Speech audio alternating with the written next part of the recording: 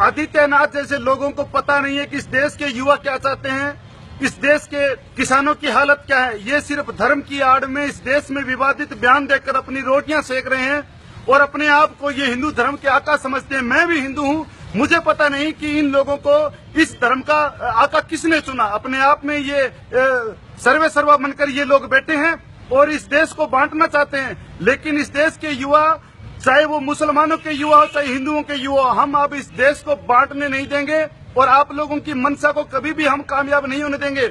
आपको पता नहीं है कि जिस संसद की कैंटीन में बैठकर आप खाना खाते हो, वो रोटी का आटा सिखों के खेत से भी आता है, हिंदू के खेत से भी आता है और मुसलमान के खेत से भी आता है। लेकिन तुम लोगों को पता नहीं है, तुम वास्तविकता से हटकर तुम लोग जी रहे हो, ये हम सब जानते हैं। तुम तब कहाँ गए थे जब तुम्हारे ब्रांड एम्बेसडर बाबा रामदेव दिल्ली की सड़कों पे औरतों के कपड़े पहन के भागे, तब तो तुमने कोई बयान नहीं दिए।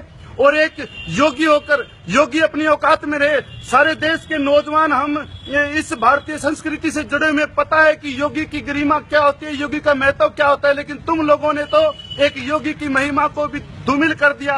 तुम्हें पता ही नहीं है कि योगी होता क्या है। योगी सिर्फ त्याग की भावना रखता है, लेकिन तुम लोग ऐशो आराम की जिंदगी जीते हो।